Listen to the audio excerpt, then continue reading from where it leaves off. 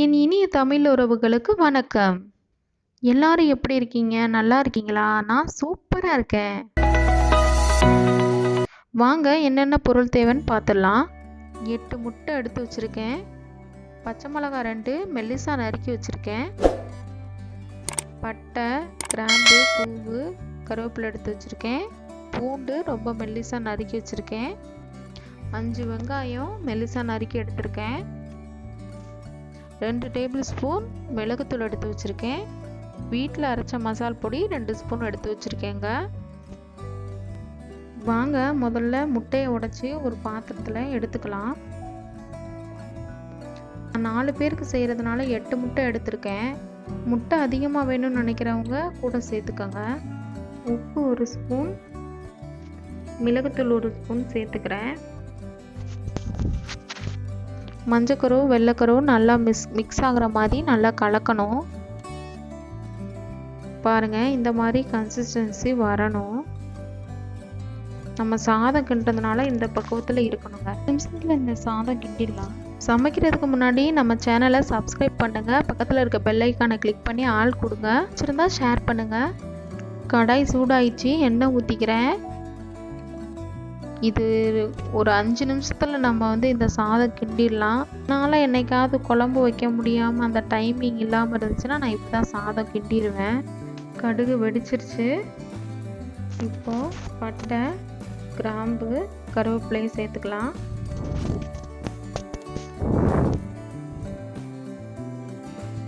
பச்சை மிளகாவை சேர்த்துக்கலாம். நறுக்கி வச்சுருக்க பூண்டையும் இப்போது சேர்த்துக்கலாம். பூண்டையும் சேர்த்துட்டு நல்லா வதக்கணும். நான் உங்களுக்கு தெரியணுன்றதுக்காக தனித்தனியாக போட்டேன். ஸோ நீங்கள் கடுகு வெடித்த உடனே பூண்டு, பச்சை மிளகாய் 2ஐயும் சேர்த்துக்கலாம். இப்போது வெங்காயத்தை சேர்த்துடலாம். வெங்காயம் நல்லா வதங்கணும். இது பேச்சுலர்ஸ் ரொம்ப ஈஸியாக செஞ்சு சாப்பிடக்கூடிய சாதம்.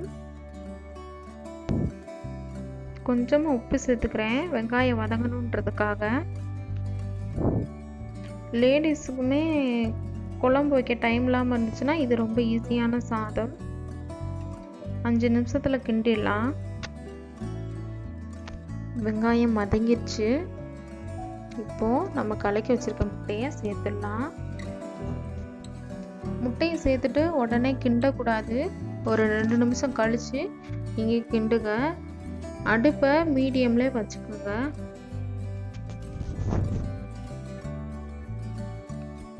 பாருங்கள், மெதுவாக இந்த மாதிரி கிண்டணும்.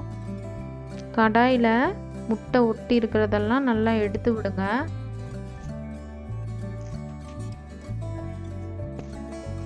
இந்த மாதிரி உதிரி உதிரியாக வரணும். சாதத்துக்கு தேவையான உப்பு போட்டு சாதம் வடித்து வச்சுருக்கேன். உப்பு போட்டு வடித்த சாதம் 2 பவுல் சேர்த்துக்கிறேன்.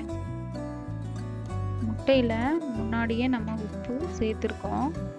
சாதத்துலேயும் கரெக்டான உப்பு இருக்குது. ஸோ உப்பு போட தேவையில்லை. நல்லா கிண்டணும். சாதத்தை சேர்த்துட்டு சாதம் உடையாமல் கிண்டணும். நான் எப்படி கிண்டுறேன்னு பாருங்கள். இதே மாதிரி நீங்களும் கிண்டுங்க. சாதம் உடையாது. மீடியம்லேயே வச்சுக்கோங்க. மிளகுத்தூள் சேர்த்தாச்சு. மசால் பொடி வீட்டில் அரைச்சதையும் சேர்த்துக்கலாம். இதுக்கப்புறம் ஒரு 3 மினிட்ஸ் தாங்க நல்லா கிளறி விட்டுட்டு மூடி வச்சுட்டு ஒரு 2 மினிட்ஸ்க்கு அப்புறம் ஆஃப் பண்ணிவிடுங்க அடுப்பை. பாருங்கள், கிளறி விட்டாச்சு. மசால் பொடியெல்லாம் சேர்த்து 2 மினிட்ஸ் மூடி வச்சு எடுத்தாச்சு. சாதம் ரெடி ஆயிடுச்சு. அவ்வளோதான், பவுலில் மாற்றியாச்சு. பாருங்கள், 5 நிமிஷத்தில் சூப்பரான முட்டை சாதம் ரெடிங்க. செஞ்சு பாருங்கள். நம்ம சேனலை சப்ஸ்கிரைப் பண்ணுங்கள். பெல் ஐக்கானை கிளிக் பண்ணி ஆல் கொடுங்க. வீடியோ பிடிச்சிருந்தா ஷேர் பண்ணுங்கள், கமெண்ட் பண்ணுங்கள். நன்றி.